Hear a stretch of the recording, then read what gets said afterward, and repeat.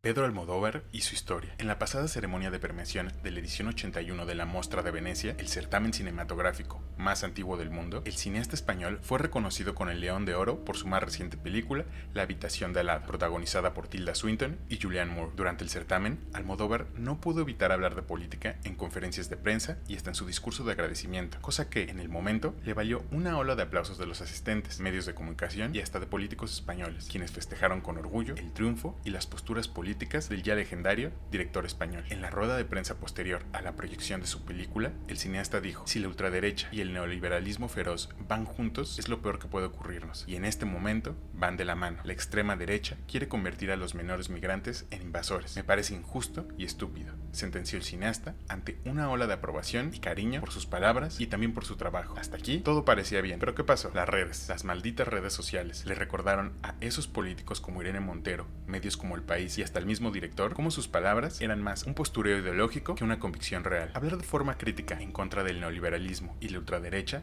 parece un tanto hipócrita viniendo de un personaje que, de hecho, participó en el fraude fiscal mejor conocido como los Panama Papers. Los Panama Papers, o papeles de Panamá, son una filtración masiva de documentos confidenciales del despacho de abogados panameño Mossack Fonseca, que reveló cómo personas y empresas de todo el mundo utilizan sociedades offshore para ocultar activos, evadir impuestos y en algunos casos hasta lavar dinero. La filtración, que tuvo lugar en 2016, involucró más de 11.5 millones de documentos que abarcaban desde correos electrónicos y documentos financieros hasta pasaportes y registros corporativos, proporcionando un vistazo sin precedentes a la industria global de los paraísos fiscales. La información fue obtenida por un periódico alemán, quien luego compartió los documentos con el Consorcio Internacional de Periodistas de Investigación. Durante meses, más de 370 periodistas de 76 países colaboraron para analizar la vasta cantidad de datos que abarcaron desde la década de 1970 hasta principios de 2016. Los Panama Papers pusieron de relieve cómo el despacho Mossack Fonseca ayudaba a sus clientes a crear empresas en jurisdicciones como Panamá, las Islas Vírgenes Británicas y algunas otras conocidas por sus regulaciones opacas y favorables a las actividades financieras discrecionales. El director,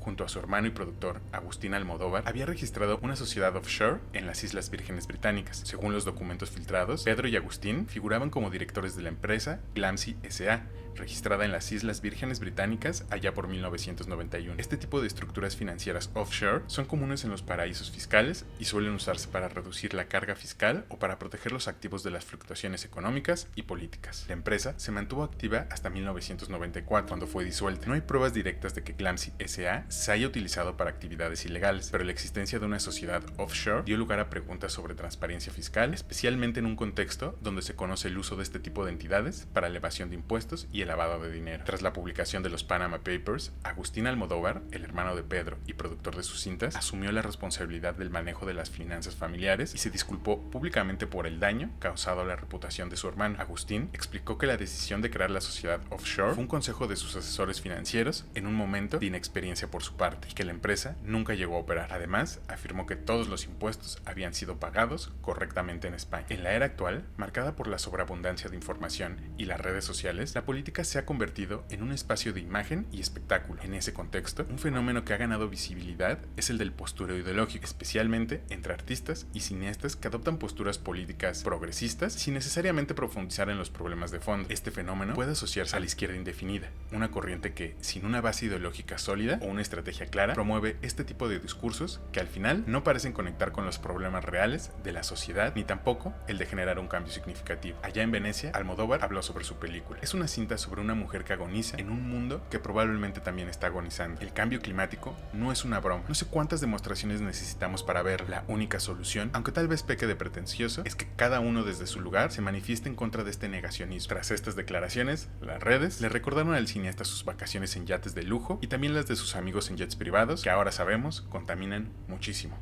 ¿Cómo puede alguien hablar de justicia social y equidad mientras participa en esquemas que evitan impuestos que financian precisamente esas políticas públicas que defiende? Además, su participación en eventos elitistas, como la fiesta del arroz de los Grimaldi, quienes son aristócratas de uno de los mayores paraísos fiscales de Europa, añade otra capa de incoherencia a su discurso. Este comportamiento encarna un tipo de activismo que solo convence a los ya convencidos, sin persuadir a nadie fuera de esta burbuja de confort ideológico. La izquierda indefinida, con su falta de dirección y su tendencia a adoptar posturas simbólicas o una acción concreta, queda atrapada en esta paradoja. Pregona igualdad y justicia mientras reproduce las mismas estructuras de privilegio que supuestamente critica. Retomando las palabras de Víctor Lenore, estas palabras de Almodóvar no buscan abrir un debate o cuestionar la realidad de manera profunda. Más bien, parecen reforzar los eslóganes típicos que dividen a la sociedad en fachas y progres. Los divos contemporáneos parecen más interesados en mantenerse relevantes dentro de sus burbujas culturales que en enfrentar las complejidades del mundo real. La cuestión no es tanto si sus posturas son sinceras, sino si son efectivas para generar un cambio significativo o al menos una discusión más allá de los aplausos fáciles en los festivales y los retweets en las redes sociales. En una era donde el espectáculo y la política se entremezclan, nos queda la siguiente pregunta: ¿es posible un activismo que trascienda el postureo y vuelva a conectar con las verdaderas necesidades y demandas de la sociedad? ¿Tú qué crees? Soy Alberto, nos vemos en el siguiente video.